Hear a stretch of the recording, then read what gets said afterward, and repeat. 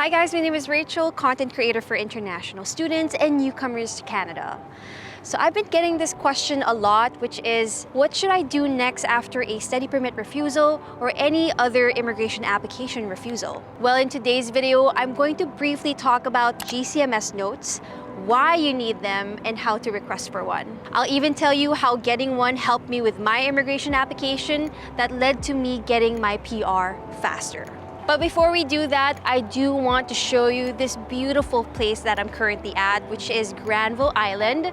It's such a touristy spot in Vancouver. It's definitely something that you should check out when you're here because there's a lot of local markets and you're surrounded by all this nature and beauty. So let me take you around and let's just go on a mini tour.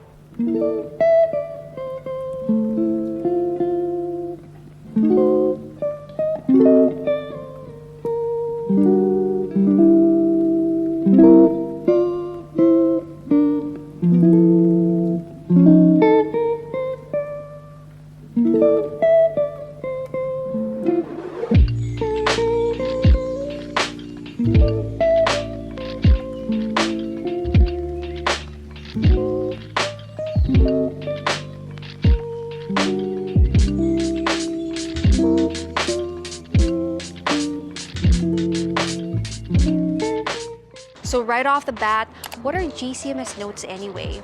Well, GCMS Notes stand for Global Case Management System. Big words, I know.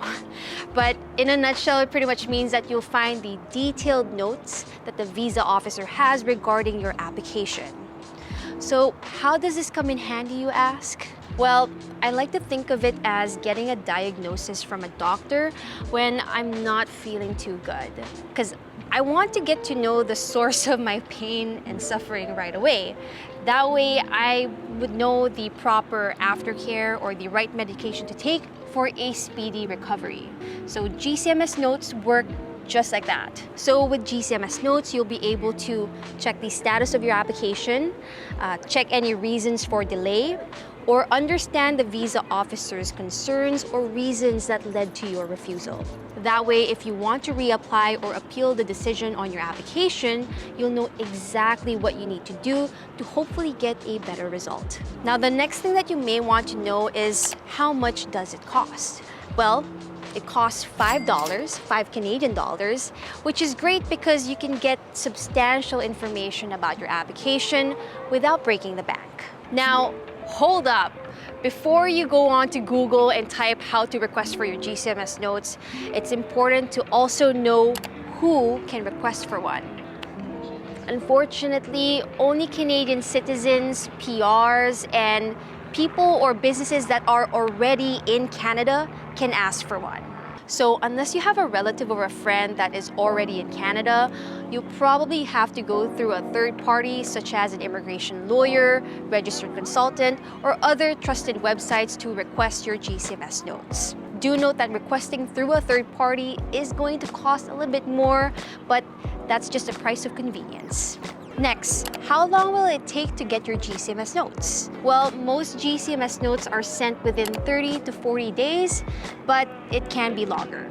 Anyway, for the next part of this video, I'll show you how I requested for one. I'll also share what information is needed and even show you what my GCMS Notes look like so you know what to expect for yours. Okay, so let's start with what the application form looks like. So the first step is to go to this website, which you can see on your screen. Now I'll quickly flash the questions that you will be asked. That way you get an idea of what you'll need to provide in order to fulfill this request. Most of the questions are pretty simple, and most of the answers can be found on the immigration application forms you have and supporting documents, so you can look at those for reference. Alright, so backstory. I submitted my PR application on June 17th, 2020, and I was expecting some news to come in December since most express entry applications take 6 months to process. But after December 17th, 2020, I didn't hear anything, so I started to worry, and factoring in that it takes about a month or so to get my GCMS Notes, I ordered it immediately.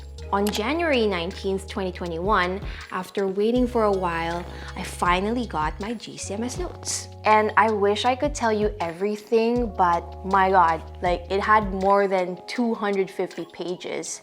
And if I were to share all that here, it's gonna be a long video. And to be honest, I didn't understand most of them, but I did find that majority of the important information, the substantial information, can be found towards the end of the PDF file. So after reading through all the pages, digesting all that information, I finally found out why my PR application was being held up. And this is what they said. But before that, if you like how I'm explaining this video so far, please subscribe to my channel and like this video. You know, I really like making complicated things about immigration easy to understand, as I should. So if you are finding value, it would really mean a lot to me if you could support my channel. Thank you, that's all.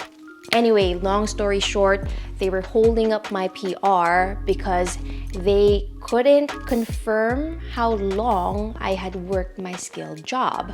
Which makes sense because I only studied a one-year program and therefore I got a one-year postgrad work permit. So the visa officer was probably wondering, how did this girl manage to get work experience, skilled work experience for more than a year? So I looked over all the papers I had sent in before and I found that I hadn't sent in all my tax slips and pay stubs. I think I only included the last 6 months of my pay slip, which was the minimum requirement, by the way, but that might not have been enough proof for the visa officer to verify that I had worked the time that I said I did. So I quickly collected all my documents. I wrote this detailed letter of explanation and attached a buttload of evidence to prove that one, I had worked a skilled job, and second, I had worked that skilled job for at least a year in order to qualify under the CEC program. The receipts are projected on your screen, but I obviously redacted some of my personal information for security and privacy reasons. 2 weeks later, I got my PR approved. Case in point, get your GCMS notes after a refusal and before you reapply or appeal your decision. It's really helpful because you kind of get to see inside the visa officer's brain as to how they're seeing your application, and with that information, you can re-strategize or know exactly what to do to improve your next application. Anyway, that's it. That's all I have for today. This is a short video, but I hope that it helped nonetheless. Thank you so much for watching. Be safe and be kind. And as always, I'll see you in the next video. Cheers.